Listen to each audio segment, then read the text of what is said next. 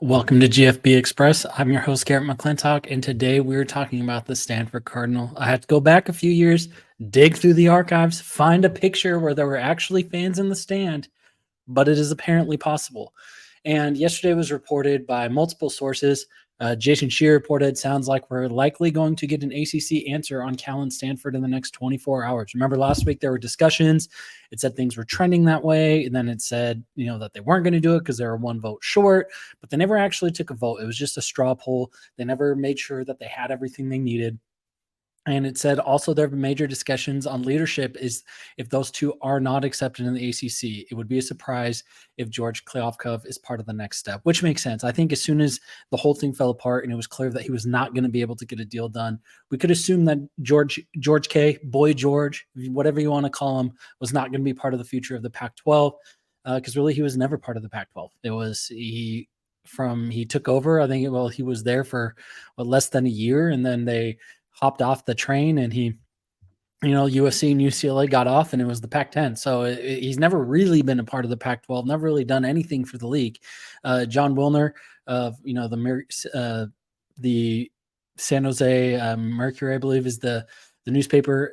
He said, my hunch in the next 24 hours will provide clarity on the ACC front, and the momentum is currently trending in favor of the Bears and Cardinal, but we shall see. So it really just depends on what's going to happen. Now, the Notre Dame, who pretends to be an independent, but they play 5 ACC games a year and then have scheduled recurring games with like Navy, Stanford, and USC every year. So they play the 8 games from the same group of teams every single year. That's a conference schedule, and they get a vote as a full voting member of the ACC. They're obviously going to be in favor of this because that allows them to go out and schedule more games because they can schedule they can get Stanford and tell the ACC, hey, well, we want Stanford to be one of our 5 games annually. And then they only have to play 4 ACC teams. That frees up their schedule a little bit to go out and play 4 games. So that's obviously why they're in favor of it. The ACC may be trying to hardball and say, hey, yeah, we'll get Stanford in, but you got to start playing 6 games or that's not going to count towards it. Or you can count it every other year. So you got to play, 9 other teams across 2 seasons, things like whatever, maybe they do something like that. But it was also reported by Ralph Russo from the AP. His headline was, as Stanford holds out hope for ACC invitation, Oregon State and Washington State wait on the Cardinals. So obviously Oregon State, Washington State, they're waiting to see what's going to happen with, are they going to go? It was reported that last week that Stanford, Cal, Oregon State, Washington State, the Pac-4 were looking at maybe going to the American, where that would make better sense if Stanford and Cal are involved. That would make better sense for them to go to the American because they, Stanford and Cal really care about academics, and their focus on academics and snobbery on that front is really what got them into the situation in the first place. But in that conference, you do have SMU, you do have Tulane, you do have Rice. There are good schools, academic programs in the American. Versus, you have a lot of state schools in the Mountain West. It's usually, it's kind of it's the afterthought programs. I mean, the state of Nevada doesn't really have any great school across the board, but it's the Boise State is clearly not an academic powerhouse. You got Fresno and San Diego, which are clearly, they're in the Cal State system, which is a step down from what Cal and UCLA are. And, kind of going forward, that seemed like it was more of a cultural fit if Stanford and Cal are involved. But if Stanford and Cal are not involved, I think it's pretty safe to assume that we're just going to see Oregon State and Washington State fold into the Mountain West. And that really probably is the best option for them, because if it's just those two on an island, it doesn't make sense for them to be traveling all the way to all these American schools when, Pullman and Boise are not that far apart from each other. They fit geographically. Those schools is the ag schools. They fit culturally with a lot of the Mountain West schools, and they were kind of outliers with the whole Pac-12 culture in general.